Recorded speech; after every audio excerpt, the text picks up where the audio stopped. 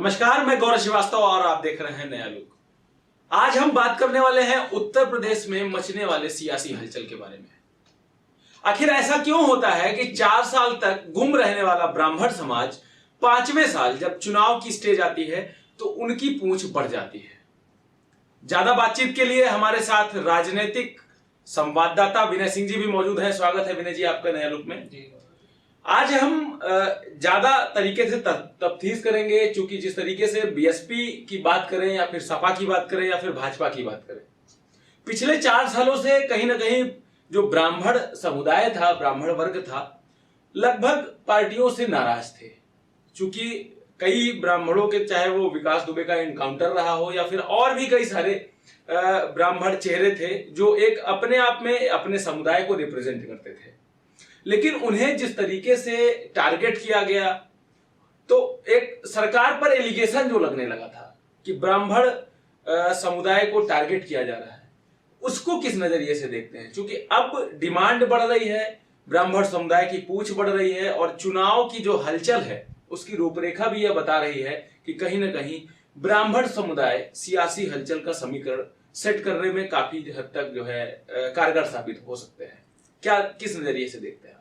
देखिए गौरव जी, सबसे पहले आपसे बताना चाहूंगा, जो आप विकास दुबे का मुद्दा कह रहे हैं, विकास दुबे का एनकाउंटर हुआ, तो विकास दुबे का अकेला एनकाउंटर नहीं हुआ है जी। विकास दुबे के साथ जितने भी माफिया हैं, चाहे वो ठाकुर हो चाहे किसी और कैटेगरी के हो, मैं यूपी की बात नहीं करता हूँ, तो किसी माफिया को मारना या उसका एनकाउंटर करना कोई बड़ी चीज नहीं है। लेकिन हाँ, जो आपने ब्राह्मण या जातिगत समीकरण की बात की, चुनाव आते ही, चूंकि मैंने जब से होश संभाला, जब से मैं देख रहा हूँ, तो मैं सबसे पहले मायावती जी से जाना चाहूंगा।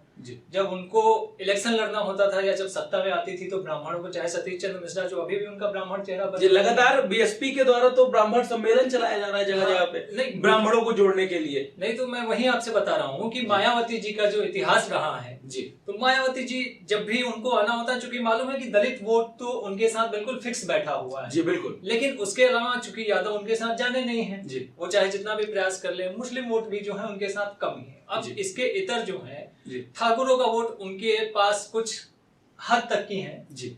अब सबसे बड़ा जो चूंकि वोट बैंक है, लगभग 14% यूपी में ब्राह्मण जी।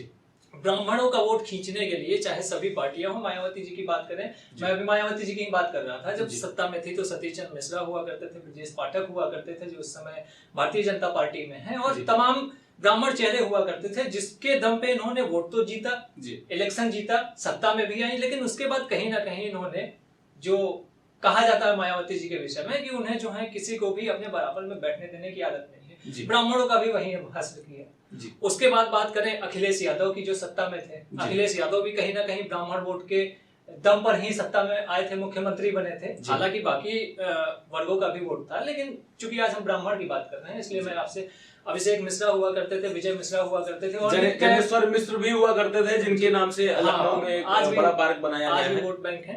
अब बात करें योगी की, चूंकि सत्ता उनकी है जी, कहीं ना कहीं 4 साल तो जो है, वास्तव में अगर आप देख लीजिए तो जो है ठाकुर और ब्राह्मणवाद, ठाकुरवाद यही होता रहा कि जो है ब्राह्मणों का अस्तित्व ज्यादा चल रहा है या ठाकुरों का अस्तित्व ज्यादा चल रहा है जी। लेकिन सच्चाई ये है कि यहाँ पर अफसरशाही बिल्कुल ही बेलगाम थी जी, बिल्कुल। अब जब अंतिम के 4 साल भी नहीं, 4.5 साल लगभग पूरे हो गए हैं, अंतिम में आया तो हमने देखा कि अभी पिछले दिनों अयोध्या में सतीश चंद्र मिश्रा ने ब्राह्मण सम्मेलन किया था जी, जहाँ पे वहाँ के एक लोकल विधायक थे जो कभी शिवसेना से हुआ करते थे, पवन पांडे, उनके द्वारा आयोजन किया गया था, भव्य आयोजन किया गया था, ब्राह्मणों को रुझाने की कोशिश की गई थी, उनको देखा देखी फिर अखिलेश यादव को भी ब्राह्मणों की याद आती है, उसके बाद वह भी ब्राह्मण सम्मेलन करने लगते हैं, यूपी के जगह जगह पे ब्राह्मणों को इकट्ठा करो, वोट मिलेगा जी।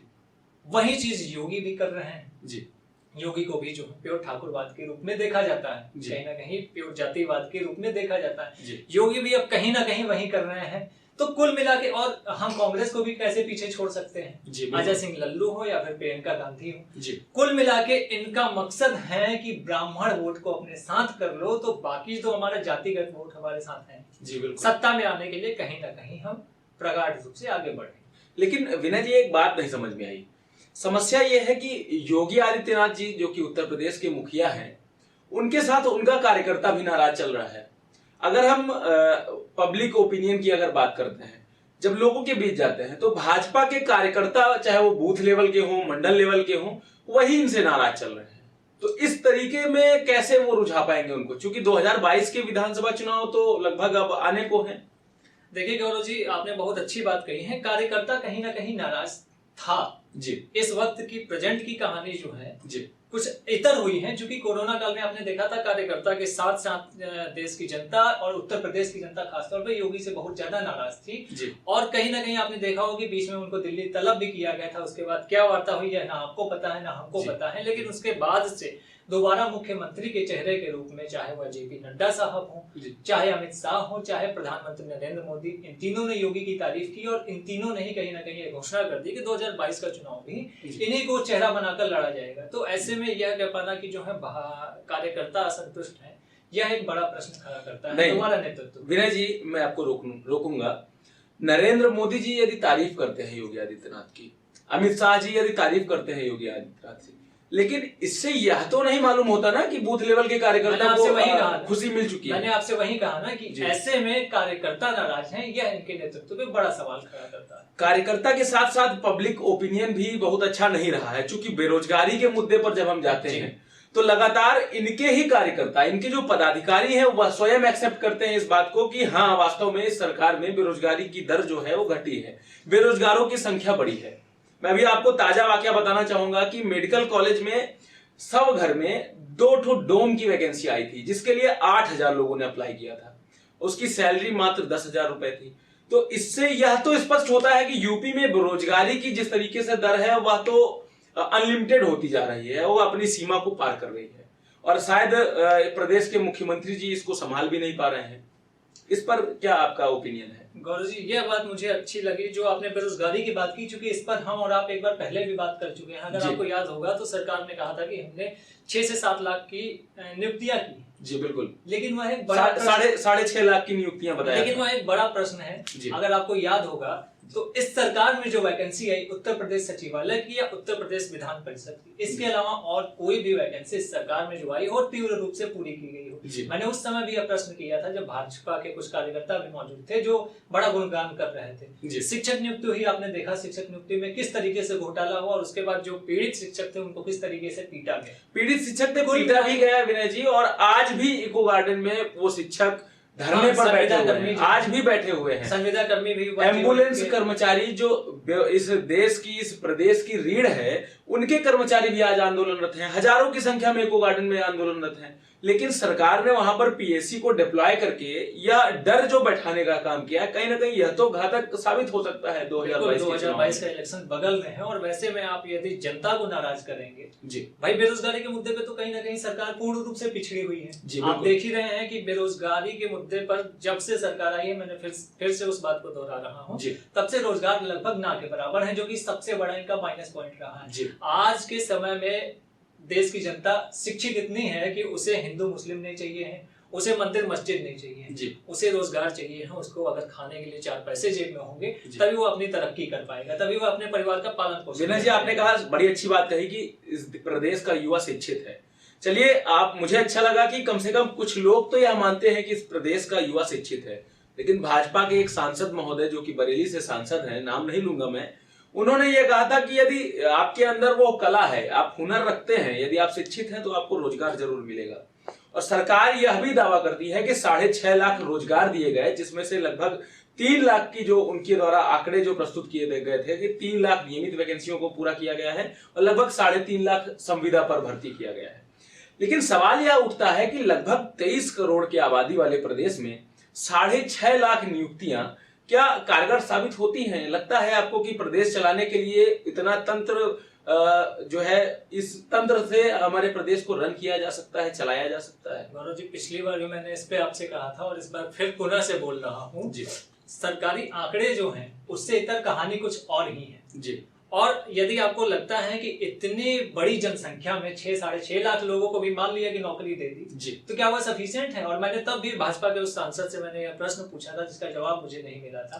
भाजपा के कार्यकर्ताओं से मैंने पूछा था कि आप लोग कहते हैं कि बाकी के लोग रोजगार के काबिल नहीं है, बाकी के लोगों की कहीं ना कहीं Capability नहीं है। नहीं, जी, capability बिल्कुल, नहीं है, तो भाई बिल्कुल। कैसे वो फिर प्राइवेट नौकरी करके जैसे भी जो है अपने जी। परिवार का पालन पोषण कर रहे हैं। जी। आप सांसद बनने के लायक हैं, आप कार्यकर्ता बनने के लायक हैं, लेकिन वह पढ़ा लिखा व्यक्ति सरकारी नौकरी या संविदा की नौकरी करने के लायक नहीं है। यह तो जी। एक बड़ा प्रश्न खड़ा करता है। खैर, हम लोग जो है मामले से भटकेंगे नहीं, हम लोग बात कर रहे थे जाति के ऊपर, जो जी। ब्राह्मणों को ये लोग जो एकजुट करने की कोशिश कर रहे हैं। लेकिन गौरव जी, अगर आपने कहीं ना कहीं देखा होगा तो ब्राह्मण के अलावा जी जो भाजपा की केंद्र सरकार है, कहीं ना कहीं उत्तर प्रदेश चुनाव को ध्यान में रखते हुए जी पिछड़ी जाति के लोगों को भी एक करने की या वोट बैंक हासिल करने की कोशिश कर रही है। बिल्कुल आपको विनय जी, इससे यही से सिद्ध होता है, जो बड़े बड़े राजधानी हो या फिर अन्य जो शहर हैं, वहां पर एक बड़े बड़े पोस्टर लगाए गए हैं, उसमें अल्पसंख्यक पिछड़ा वर्ग समिति और एससी वर्ग समिति, इस तरह के कई तरह के हजारों की संख्या में पोस्टर लगाए गए हैं, जिससे यह जरूर सिद्ध होता है कि सरकार ने जिस तरीके से वोट बैंक की धुरी को पकड़ा है, जिस तरीके से जातिगत समीकरण को साधने की कोशिश की है, उससे यही लगता है कि प्रदेश की सत्ता जात की इर्द गिर्द घूमने लगी है। गौरव जी, बिल्कुल। अब प्रदेश की सत्ता ही नहीं, सभी पार्टियां जो हैं, मैं किसी एक पार्टी की बात नहीं करूंगा जी, सभी पार्टियां जो हैं वो कहीं ना कहीं जातिगत समीकरण पे, चूंकि उनको सरकार बनानी है, मलाई खानी है जी, ये आपको भी पता है, मुझे भी पता है, चाहे वो बसपा हो, चाहे सपा हो, चाहे कांग्रेस हो, या सत्ताधीन पार्टी जो भारतीय जनता पार्टी है। जी। अब अभी जो मैं आपसे बात कर रहा था, जो मेरी बात अधूरी रह गई थी कि SC/ST एक्ट में इन्होंने दोबारा से बिना जांच के और बिना किसी प्रावधान के, अगर मतलब कोई जाके झूठा भी रिपोर्ट दर्ज करा दे, तो वैसे में व्यक्ति की गिरफ्तारी और उसके बाद अग्रिम जमानत तक की इन्होंने एक रूल पास कर दिया, जिसको रामनाथ कोविंद जी जो राष्ट्रपति हैं, उन्होंने उस पर मुहर भी लगा जी, बिल्कुल, गिरफ्तारी जो है होनी है। तो यह कहीं ना कहीं सवर्णों को एक तरफ से नाराज कर जा रहा है जी, और कहीं ना कहीं पिछड़ी जाति को अपनी तरफ करने का, आकर्षित करने का कार्य ही तो किया है। और दूसरी तरफ जो ब्राह्मण सम्मेलन चल रहा है, उससे ये लगता है कि ब्राह्मणों को खुश करने की मतलब संतुलन इनको 50-50 का चाहिए सभी तरफ से। चलिए, नया लुक के साथ जुड़ने के लिए बहुत बहुत धन्यवाद विनय जी। लगातार उत्तर प्रदेश के होने वाले आम विधानसभा चुनाव के लिए 2022 के लिए नया लुक पल पल की अपडेट आप सभी तक पहुंचाता रहेगा।